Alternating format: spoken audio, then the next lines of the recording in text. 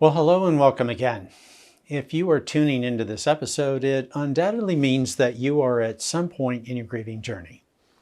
Maybe you are just beginning, or perhaps you've been in your grief journey for a while. Either way, please accept my condolences for the loss of someone who obviously meant so much to you.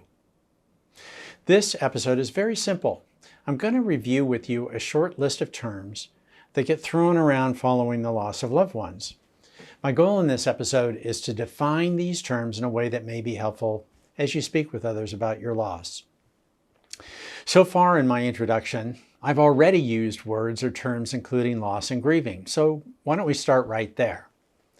Loss is defined as an instance of losing someone or something.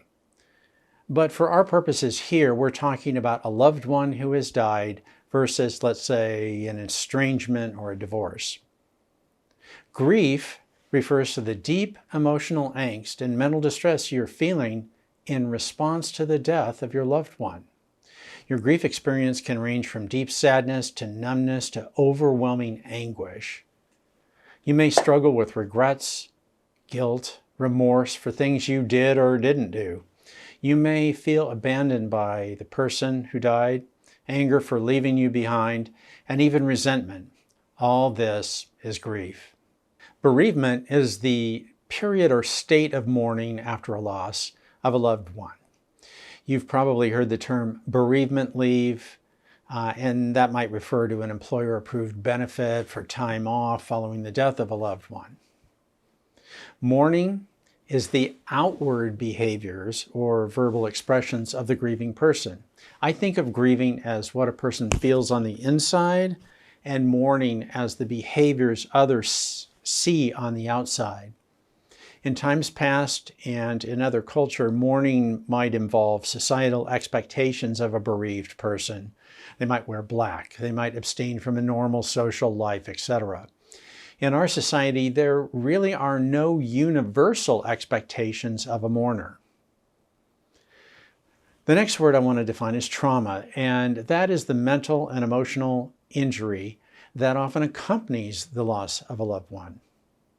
Of course, there are many other terms that describe emotions associated with grief and loss. There are words that refer to practical and legal implications of the loss of your loved one, and a glossary of the psychological and mental symptoms associated with the grieving process, and on and on. But let's wrap up for this episode now. The key points are this. We define the terms of grief, mourning, bereavement, trauma, and loss.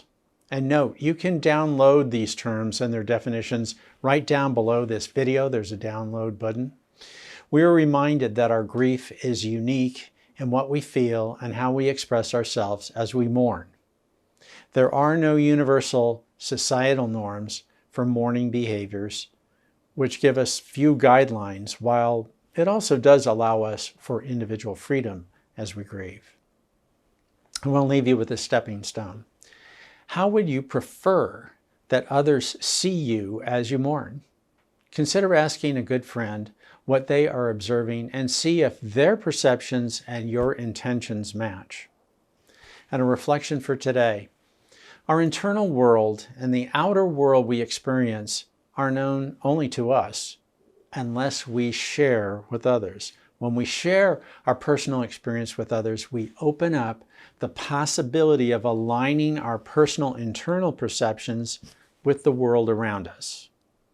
Aligning these views tends to bring harmony and stability into our lives. Well, thank you again for tuning into this episode. I hope that there's something in this little chat that will serve you in some small way. I look forward to speaking again with you soon. In the meantime, be well.